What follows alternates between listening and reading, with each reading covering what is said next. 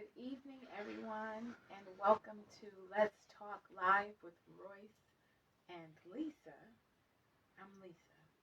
I'm Royce. I know it's hard to tell us apart since we look so much alike. But that's what happens when you're best friends for over Come on, best 30 friend. years. Hope everyone is doing well tonight. Yes, we've been busy. Sorry, we had a couple of Mondays off, but we had a lot going on. Of course, it's summertime.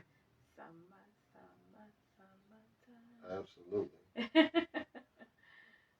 Yeah, so I'm glad to be back with you all this evening. And tonight's topic is showing up. Showing up for one another. Show up. And what does that look like? Show up. What show does it out. mean to show up for one another? Well, in my opinion, showing up looks different depending on circumstance, situation, and season. It can all change. Sometimes support can be loud. Sometimes support can be quiet. Sometimes support is just listening, not always yielding advice. It may be just leading you to thresh out ideas or your own true conclusion without the opinion of your significant other. And I think that's hard for men because we're naturally protectors. We think that our job is to protect you, to shield you, to come up with solutions, to figure out whatever it is going wrong. And so when we can't do that, Really? yeah, I like to think that I'm a good protector of you. Well, I looked at you different because I don't think you always want me to give my opinion. Sometimes you just want me to listen. Right. But it's in our nature to be a protector. It's in your nature to be a nurturer. Okay, I'll take That's all I'm saying. that. That's all I'm saying. I think when we are in a relationship, what definitely needs to be first and foremost is discernment and how to show up, when to show up softly, and when to come in strong. Okay. And showing up does not necessarily mean I'm going to fix it. Right. And I think men have to learn that. We don't always have to try to fix everything that's going on. Yeah, I'm not going to always fix it. And I know for you it may be where you may want me to show up to fix it. And what I need you to do is to take my contribution and figure it out. Because if I take it from you, then it's my lesson and not yours. Right. But again, this is communication, Mm-hmm.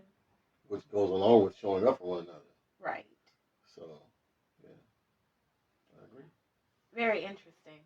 When I thought of this topic, I really thought about how, we'll say we choose each other daily, and how that looks different, because choosing you may truly just be in the way I carry myself while I am not in your presence, but yet I'm still choosing you.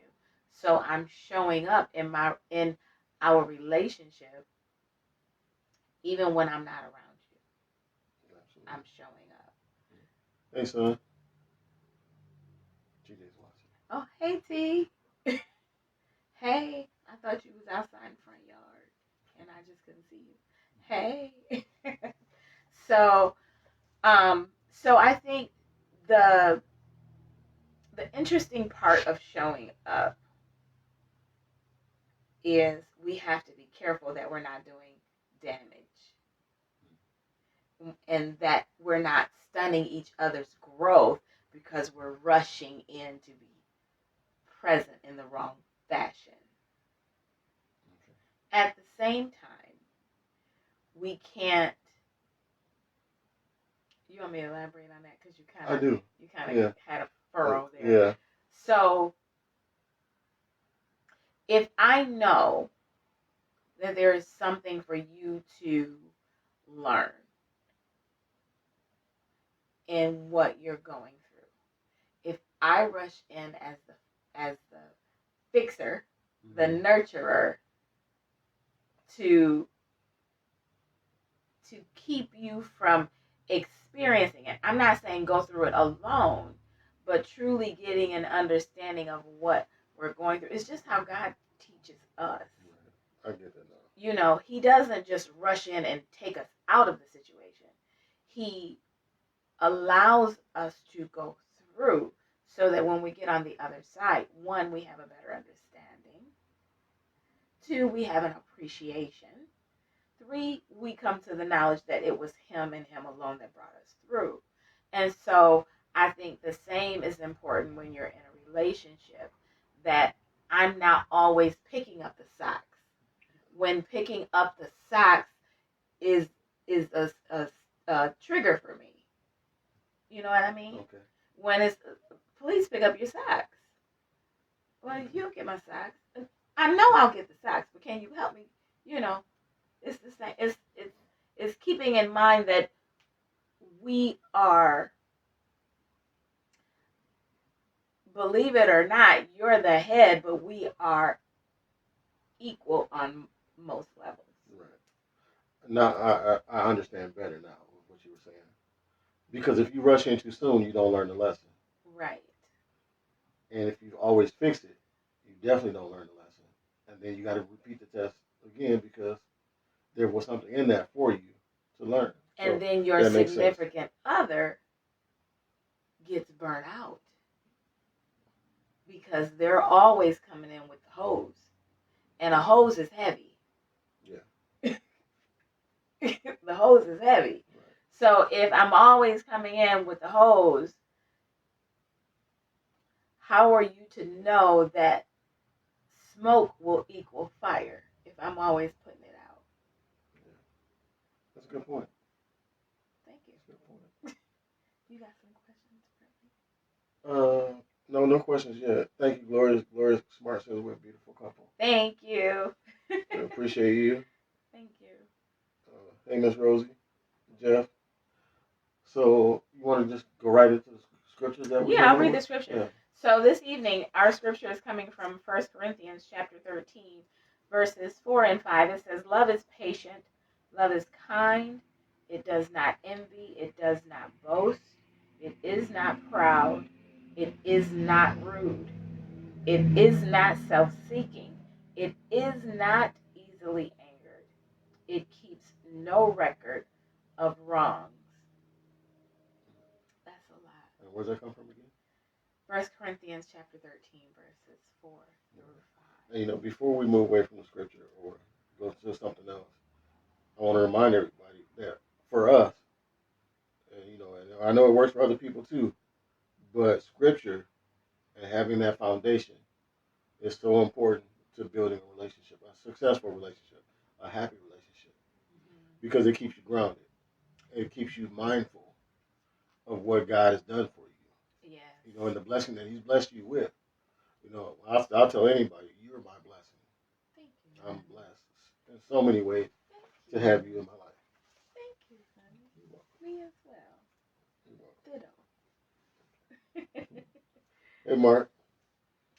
So, as you were speaking about it being, you know, our foundation, I think especially scriptures like this that you can really take hold to and apply every day. It's not a scripture that sounds like a parable or a precept. It is a living, breathing, every day. I pick this up. How did my love show up today? Patient for you. Right. How did my love show up? Kind to you. Was it in what I said? Was it in what I did? So, you know, how does my love not become boastful? Right. You know, and when I think of love, it does not boast. not that I'm not boasting about the love we have for each other, but I'm not boastful in, well, I've loved you this way or I've loved you that way, therefore. So when I think about it, that's how I'm reminded to not. I boast in the fact that we have the opportunity to love one another. Right. You know, and I love this scripture too because it tells you what love is. Right. You know, so often, you know, especially for kids, you know, for you know, the young kids out here who may be watching, you know, you throw that word out there loosely. Oh, I love you. I love you. You know, especially when you're trying to get the girl, you telling her you love her. But do you really understand what love is? And by reading this scripture, it will tell you what love is. And what love is not. Right. Because a lot of times we believe what we're doing is loving, and we could be hindering. Right. You know, we could be saying, I love you hard, or I love you deep, but at the same time, I need to always be checking your location, or I always need to, have you underfoot. Or when you get home, I want to, I need to see your phone. That's not love. That's control. Right. It is what it is. It's control. You know, and nowhere in that scripture does it say that love hurts. No, it actually, love does not cause you pain physically. It actually says it is not easily angered, and it keeps no record of wrong. Right.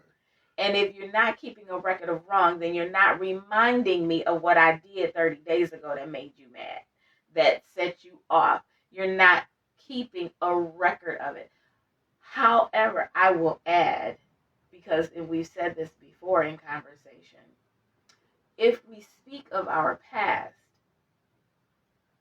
it is to remind ourselves and encourage one another of where we are no longer or what we've done correct. It's never to hold it over your head or bring you down. It is to uplift. So if I bring up the fact that at one point you chose not to have me as your wife, it's not to have you go back to that time and be like, man, I did. It's not to kick you down, but it's to, it would be, and depending on the context, it would be, for an example, to remind you that there was a point in time where you made the wrong choice. And God not only worked in you, he softened me. You know, I'm reminded of the scripture when was it Peter who wrestled with angels, and he broke his hip. Yeah. And he forever walked with a limp. Correct. I will forever walk with a limp. Not. Come on, sir. I will not because it's something to hurt me, but it's something to remind me. That's yes. That's not a place that I want to go back to. Yes. So it's not so we could even say showing up for one another, even our memories showing up, because that's your memory showing up, reminding you, hey, there was a time when, we weren't on the same page. I'm not going to say we weren't equally yoked, because we were supposed to be together, but we were not walking in unison. Right. Mark, to cut it short, love is a covenant, not a contract. Yes, it is a covenant, not a contract. That's so true. It is beyond a contracts can be broken. Right. God ain't never. There's no loopholes in the word. He ain't never reneged on a covenant. And we should not as well. Right. It's sacred. It is, when we say it is us against the world, if you think about all of the thousands, millions, billions of people in the world, we get to do it together. Yeah. And so if you think of it that way, I choose you every day. You chose me as your bride, and you had your choice. If you were in self, you had had your choice of anybody, but you understood that I was the design for you. Right. Well, let me look at my notes and see what we got here. Let me look at my notes here. I'm not looking at I got some your good stuff. I'm not looking at your notes. Okay. One of the things that I got down is showing up through support and presence. Ecclesiastes 4:9-10. Two are better than one. If either of them falls down, one can help the other up. Absolutely. Which we kind of covered that already. Mm-hmm. But to show up, and not just physically, but show up mentally. Yeah. It's easy to come and sit in the same room, and I could be mentally checked out. Yes. Or you could be mentally checked out doing yes. something else. Especially when now we get on our phone or electronics. Right. And yeah, we're physically in the same room, but we're or mentally checked out. Or when the house together. Remember when you used to be your thing. Well, I'm at home. Right. And it's like you're at home, but you upstairs, I'm downstairs. You in the basement, I'm in the kitchen, or you're out back and I'm washing the dishes. It's not the same. It's not the same quality of time. Right. You can say I'm at home. That's the quantity. That's the amount of time I'm home. But the quality of the time that we're spending together while we're in proximity is different. Right. It's like we were sitting in the chairs yesterday and you wanted your shoulders rubbed. Well, before you asked me that, you were working on pictures and I'm playing a game on my phone. Mm-hmm. Sitting together, but the quality of the time spent increased when we put those devices down and we spent that moment together. Right. So we can't mistake showing up, the quality of showing up against the quantity of time. So here's another thing. You can show up physically. Yeah. You can show up mentally. Mm-hmm. But are you showing up emotionally? I could sit in the same room with you. There was a time when we just walked right past 100%. And not even speak. 100%. Totally not there emotionally. Emotionally checked out. Gone. Emotionally not present. And I felt it. Mm-hmm. It wasn't like I was doing it and it didn't affect me. I felt the heaviness of not being able to have a conversation with you. Right. That was, I don't think before we called each other our best friend. Right. But the silence is like a gap now. It's like huge to walk to have, our time, even when we understand it's for a time for us to get our thoughts together or, to be able to come together on one accord. That time we spend pondering thought is loud. Yeah. It's loud. Yeah.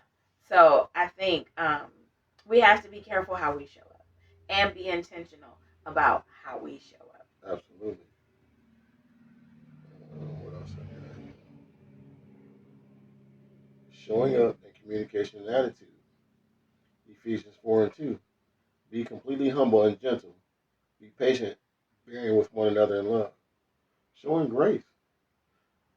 Sometimes we make those mistakes and we have to show each other some grace. Mm-hmm.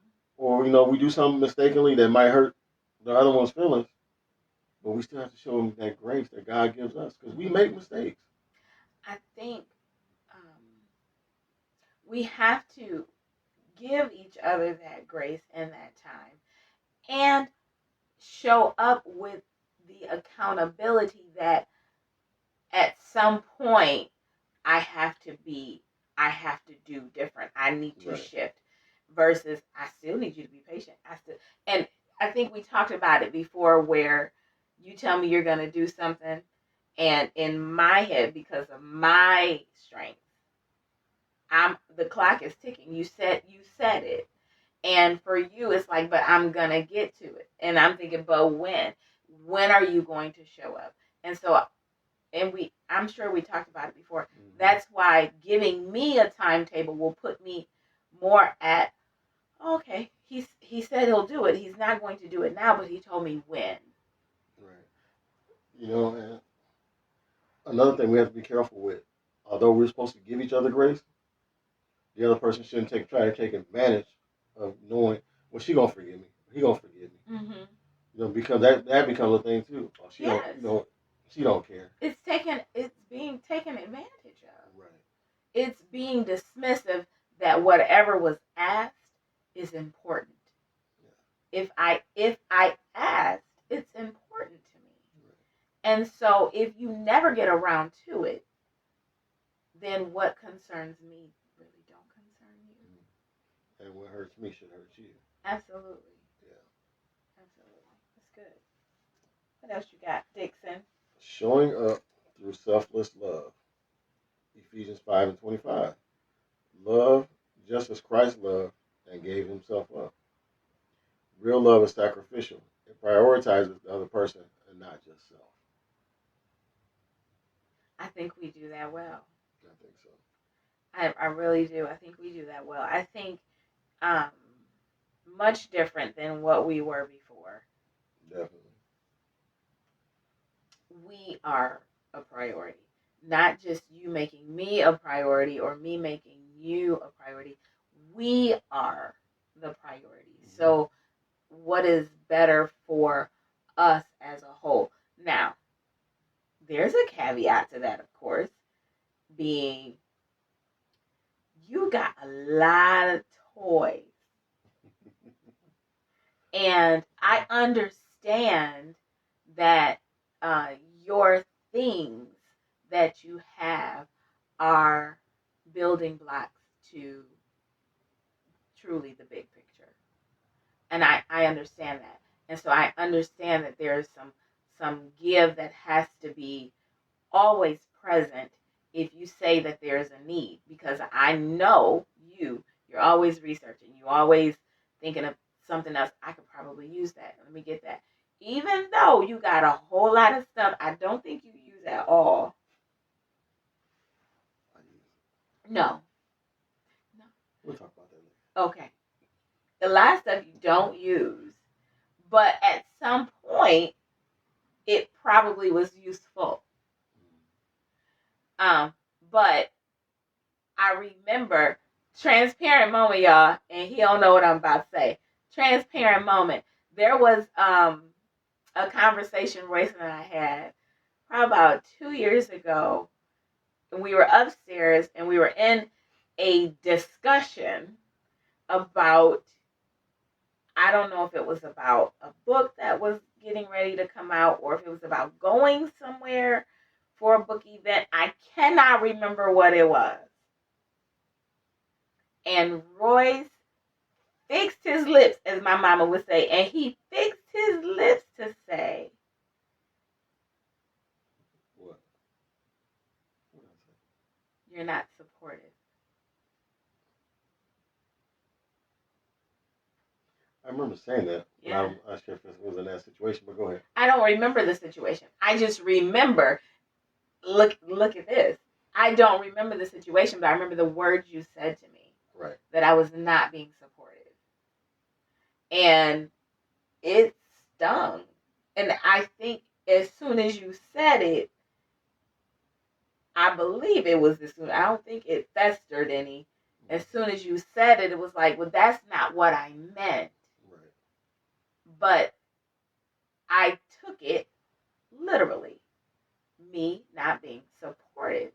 And I'm thinking, what have I done that would mimic me withholding my support? I'm not saying I say yes to everything, because I don't think you want nor need just a yes wife. Because somebody in every situation, whether it's you or me, we have to be the voice of reason for each other. Definitely. We have to be, the plumb line for each other. Does this measure up? So I had to think about it to myself. Where have I not supported? That somewhere you felt that way. I don't remember the situation, but I do remember saying that. And quickly I did. It's too late to try to catch it. You- Right. You grabbing for I it, but shouldn't have said that. that's not what I meant. Let me bring it back. Right.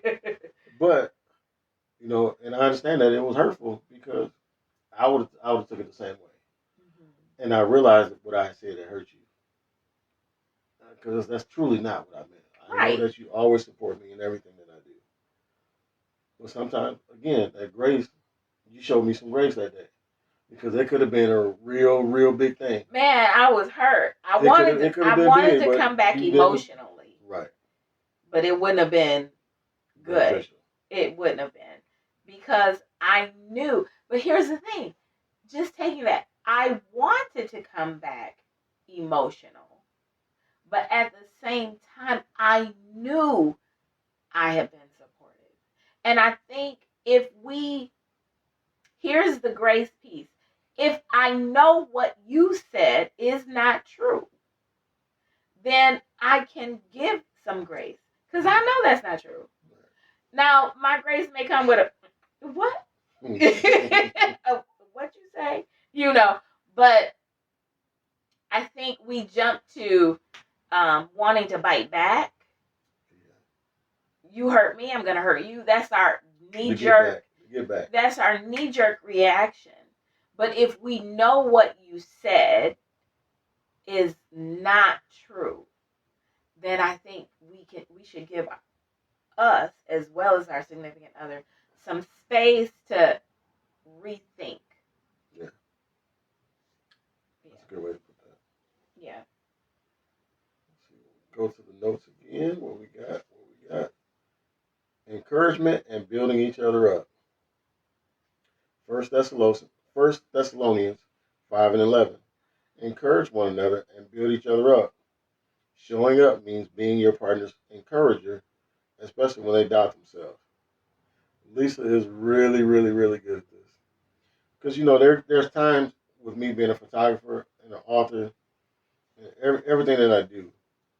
Sometimes I'm quick to beat myself up if I didn't get the outcome that I expected, or if I didn't get something that I thought I should get, I'll beat myself up for it.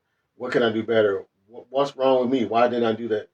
And you're always there to encourage me, to keep me going. I remember after I wrote the first book, I wanted to stop. After the first two, after Blessed While Broken, I wanted to stop. Because I didn't feel I wasn't good enough, and I wasn't getting the sales like I once did. But then you kept me going, and even with photography, I know that first year, first 6 months, I know I took some terrible pictures. When I look back at them now, I'm like, ooh, what was I doing there? And you just kept smiling. I think you see green light go, and it's like, wait a minute, somebody might be running a light, and so you have no hesitation. It's like, I want it, and if I want it, everybody else should want it for me, and everything should fall into place the way it's in my head. And so I think when it doesn't fall into place that way, you want to retreat and be like, well, it just wasn't good enough. Maybe it was timing. Maybe it was season. Maybe it's marketing. Maybe it's, And so I think it goes back to what you said at the top of the hour, that women want to fix it. We want to solve it. Men want to fix it. Women are fixers too. We're nurturers too. You were right. Go ahead. But I think because I am a thinker, and I like to know A, B, C, and D, not A and D. I want to know the whole thing. I think it's easier for me to sit back and look at it more objectively because I'm not the author. So I can say, well, consider this. What season is it?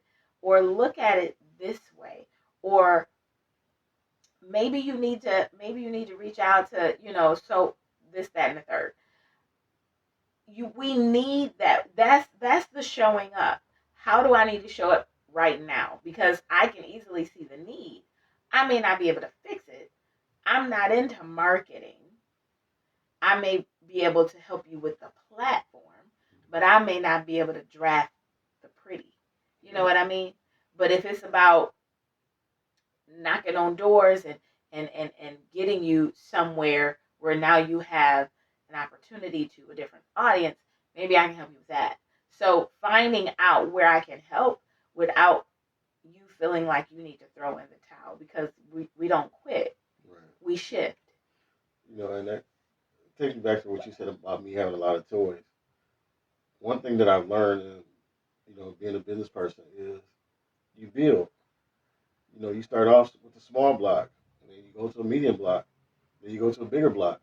Don't mean that small block is any less important, but you may not use that small block anymore because now you're onto the medium blocks, and then so the medium block, doesn't get used as much because now you're on a bigger block. Right. So I'm always trying to build and make things better, or to improve things, because I know there's a better product out there for me. Right. And I guess that's just the way my mind thinks. Yeah. Like you said, I'm going A to D. You and do. I'm going hard. You do. From A to D. Right. And I'm trying to figure out how to show up supportive for that. Yeah. I don't know that it would be supportive of me if I saw you going from A to D and I didn't mention B and C. Then I'm not being supportive. If I know you're going at something too fast, I'm not saying to tell you to stop. I may just tell you, look over here first. Consider that first.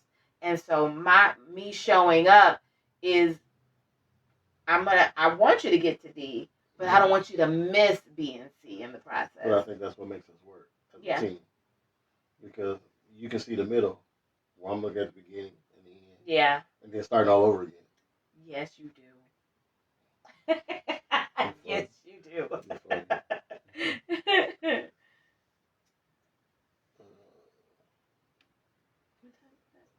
7:32.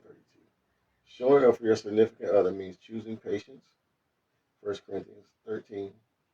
Lifting them when they fall. Ecclesiastes 4. Carrying their burdens. Galatians 6.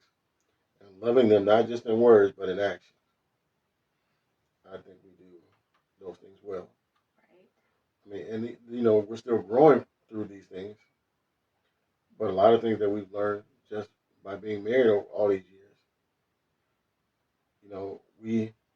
People look at us sometimes and I think they don't know if it's real.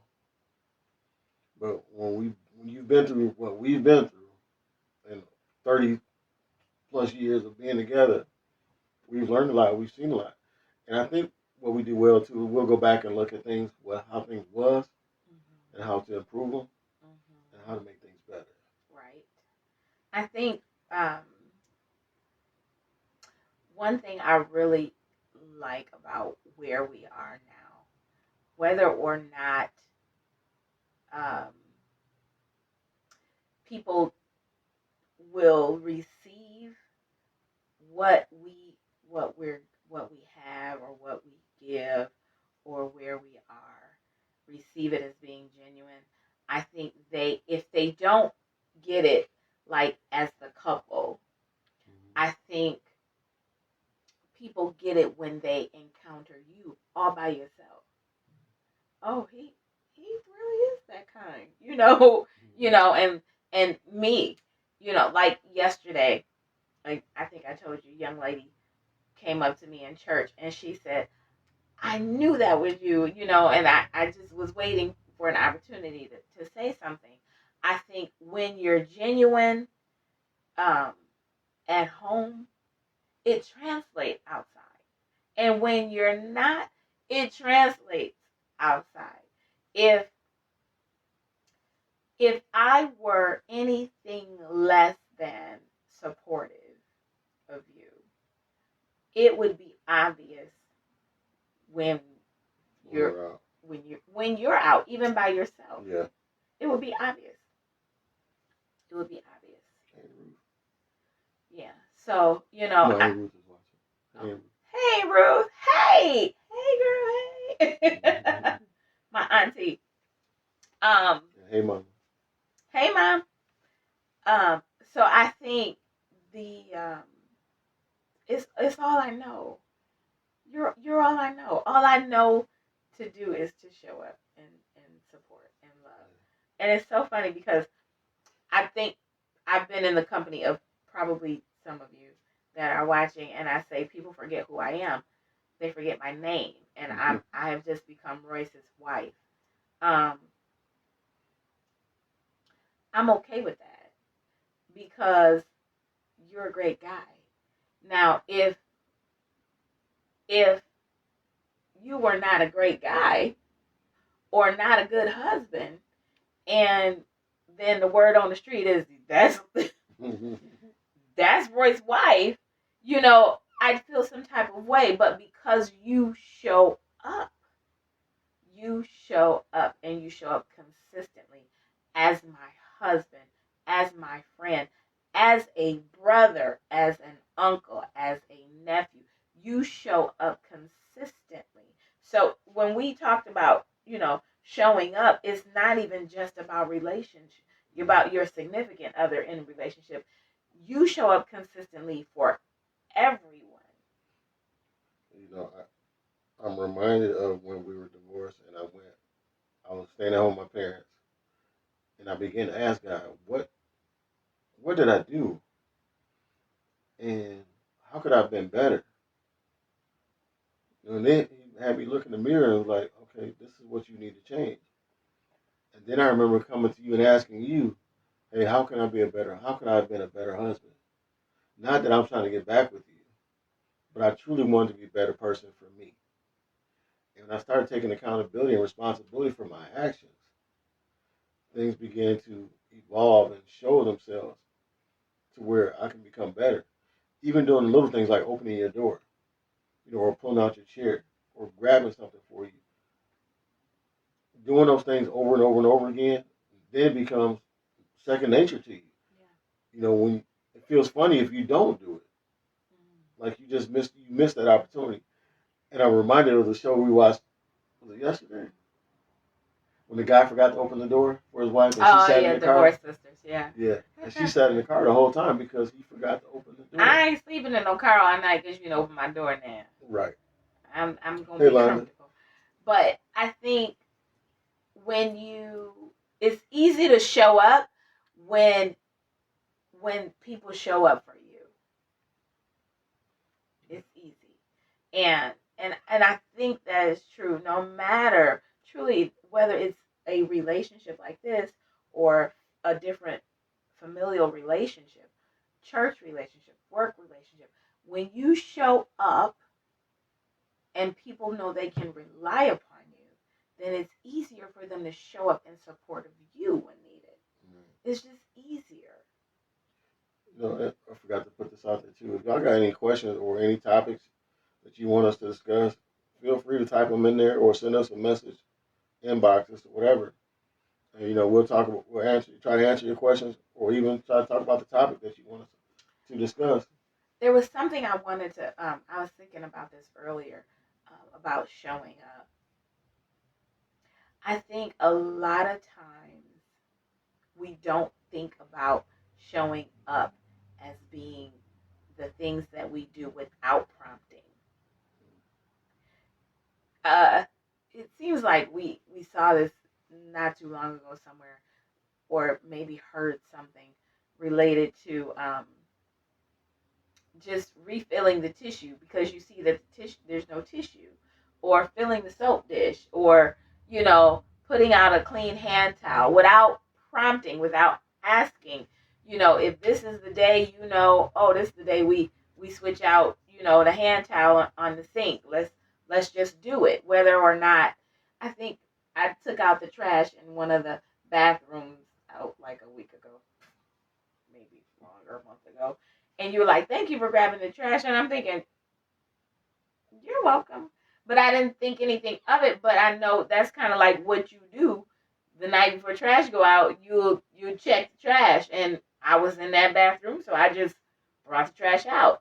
But it's the things that you do without asking, without prompting, without, oh, if I do this, they may think I'm gonna do it all the time. So I'm not gonna do it at all. It's the showing up without the prompting. And holding each other accountable. Yeah. Looking self-checking sometimes. Yes. Something else that I wanted to say, and I just lost my train of thought. But anyway, these are just ways that we came up with of how to show up for your significant other. You may have your own way, somebody else may have their own way, and every relationship is going to be different. We can't be like my mom and dad or her mom and dad. We can only be Royce and Lisa, and what works for them may not work for us. Nothing.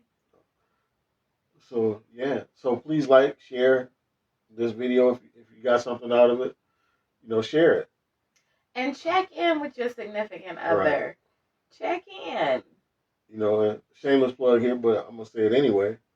Blessed While Broken is a good book. It has a lot of. You'll see what we went through and how we got past it, and then in the back you find the scriptures and the questions in the back to start that conversation. Because a lot of times we stop having those conversations. We do on purpose. That's why I said we grow comfortable. Check in. We used to ask. And don't wait. Go do it now. Yeah, we used to ask. Is there anything that you need from me that I'm not doing? We still have. It's just been a while. I meant when we were married before. Yeah. We had gotten out of the habit of doing it. Or is there something that I'm doing that you don't like? Check in. You may find that you've been doing something that you don't even like to do, but you've been doing it because you think they like it, and they don't even like it no more. And that's a part of showing up for one another. Because we change over time. We do. Things, our minds change. We don't like some of the things that we used to like. Or we want to do something that we never did before. And so we change. And if we never check in with one another, we never show up for one another, you'll never learn those things. Yeah. And truly, if you're not growing, then something's wrong. Truly, something is wrong. Just like water. If it's standing still, it's stale. You got to keep it moving. Keep it flowing. Keep it fun, keep it interesting. And if you've fallen in a lull where, it's the daily routine, it's the daily grind, it's the raising these kids, it's whatever, it's the 9 to 5, supper at 6:30, bath at 8:30, bed by 9:30. If it's just like that every day, pause. Take a walk outside. Truly. It's a nice night. Just hand in hand. Leave the kids in the house if they little, get their bikes, and you walk behind them and just have a conversation with each other about how pretty the sunset is, about how green the trees are. I think we get away from just tapping in about things that are lighthearted because we're so inundated with the day-to-day stuff. We forget 61:3. Yes. Beauty from ashes, Isaiah 61:3. Yes. That's exactly how I feel about our relationship. We, like the phoenix, we rose from the ashes. Yeah. And this has become a beautiful ride. Yeah. And I can't imagine doing it with anybody else other than you. Mm-hmm.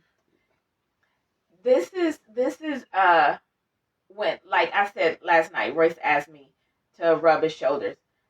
And what he does not know, what he probably does know, because he probably heard me fussing a couple times, that I'm always mindful about how he treats his body. Yeah, I guess you probably heard me say a couple things about how you treat your body. With the camera bag, the straps, and he stands, all day at work, and then he's on his feet for the pictures, and so, I'm always thinking of how you feel physically because I need your body to last. I need you for the long haul. I need your mind and your body to go the long game. And so I think about even after graduation, I was pointing you out to the guy that was sitting next to me. I'm like, that's my husband.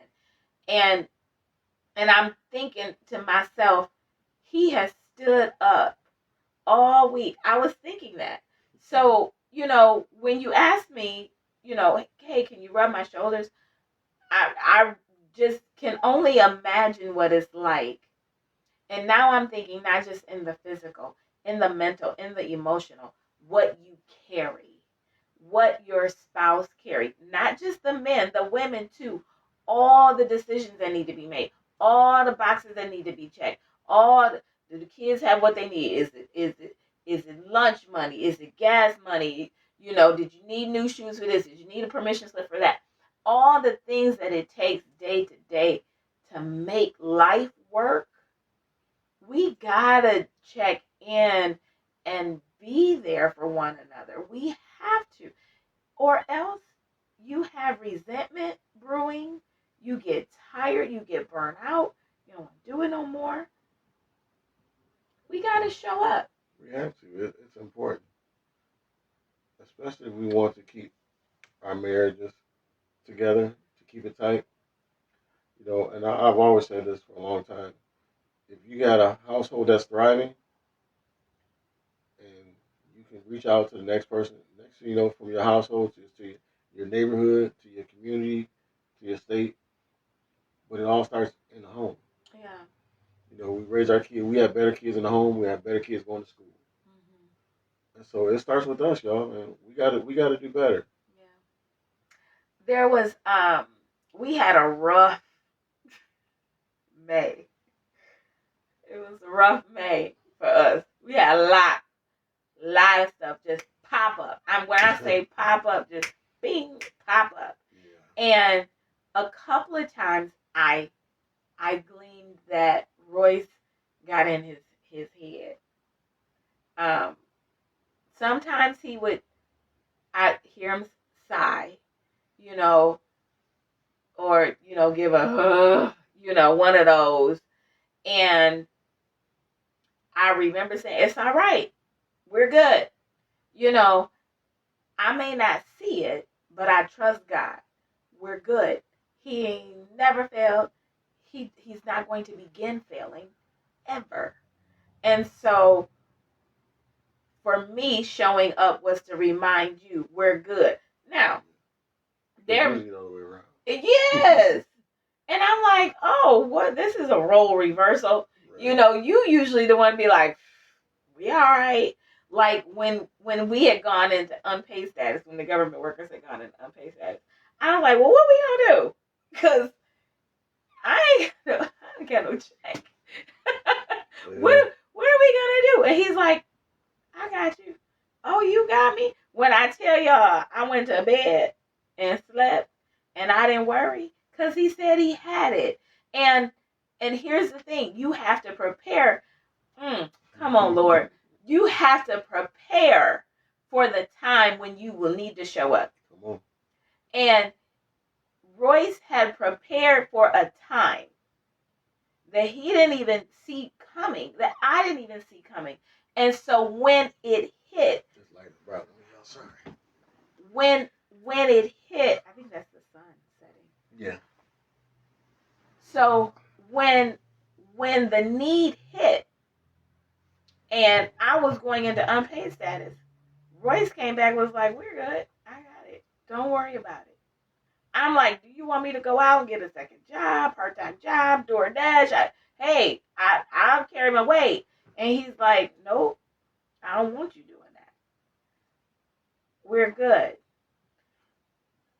But you wouldn't have been able to do that had you not been preparing for the what if, had you not been mindful, a good steward, a giver. Had you not been that, then it leaves you vulnerable to panic when things switch up.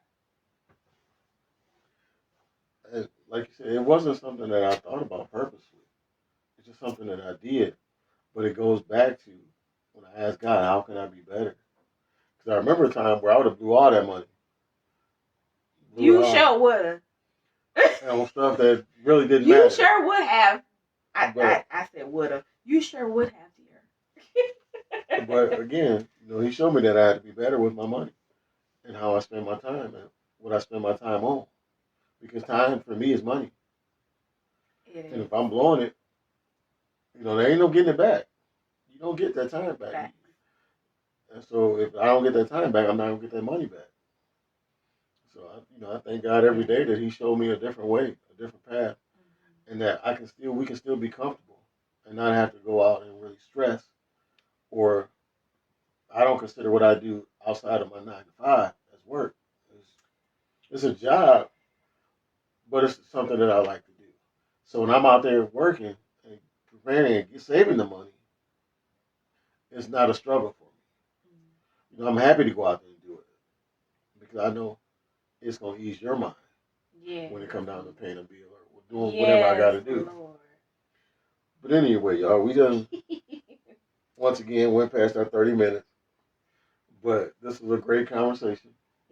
We learned a lot. Even in doing these, we still learning on how to be better. So what we do is just giving back to y'all. We're giving what we get and giving it back to y'all. So I hope you enjoyed this segment. Let's Talk Live with Royce and Lisa. We truly enjoy doing it. Like I said, and it gives us a chance to, because we don't always talk about what we're going to say. Lisa don't know what I'm gonna say in my notes. No, I don't see his notes. And she'll go grab a scripture. And, she can go off the top of her head, go off the cuff with it. But again, that's what makes us work. So, like I said, hopefully you're enjoying what we're doing. We're gonna do this every other Monday. We're gonna try to do this every other Monday. It's our intent. If we don't do it every other Monday, our intent is to record so that you have something every other Monday. There you go. That's what we'll do. So you may get a recording, but we will go back and watch the recording, see if you guys had any comments. The dialogue doesn't have to stop on Mondays. We can keep this conversation going until the next time, till we meet again. Exactly, and we still want to do a conference. Yes, we do still want to do a conference. Cannot believe we're mid-2026 already. Right, time is flying. Oh my gosh, it's so many irons in the fire. But it may be on a smaller scale, but we definitely want to do a conference. Even if we don't do a conference, maybe we'll just have an event. Okay. So now that we're done with that, go out and buy Fancy and the Faithful Butterfly. Yeah. I need y'all help. Last time my publisher texted me Sunday. She sent me an email Sunday saying that we were up to number 2. But we want to get that number 1 spot. For those of you who don't know, Fancy is our goddaughter, Onyx, who we adore. She's a beautiful little girl. Yes. But we're going to start pouring back into her already, set her up for college and for her future. Buy Fancy merchandise, Fancy books. Fancy will be a series of books. At least had a great idea for the next book already. But we want to get this one going. So y'all stay tuned. And the Fancy, we're not just helping Onyx, we're helping other kids too by reading, the reading comprehension, the writing, what else we do? Just the coloring. Pouring into them spiritually, scripture, building up their character, their esteem, their moral values, all of that. All of that. Johnny Darrell says you all know. Hey, good to miss you at the reunion, cuz. But yeah, so stay tuned to Be Blessed Culture. Stay tuned to my page. I'll keep you updated on everything I'm doing, everywhere I'm going. We got a shout out to She Publishing. We have an event June 10th in Bolingbrook, Illinois. Yeah, we got if you haven't already reserved your seat, you might want to do so because it will be sold out. There will be me, Shanita, Elosia from the authors, and then there's 2 or 3 other guest speakers that will be there too. At the Star Cinema Grill in Bolingbrook, Illinois, June 10th from 5:30 to 8:30. But go out and buy fancy. Look on my page. I posted today with the link. So if you haven't got it, it's only $15. And I will be doing book signing soon. And I also got another book coming out. The Silence Didn't Break Me. Get ready because it is a page turner. When I tell you, this book is good. Yeah, it's coming. It's coming. We're on the way. So anyway, that's it. Anything last words you gotta say? Thank you all for tuning in. We appreciate you guys. Stop. You want me to stop? You need me to stop? See how we work together. See y'all.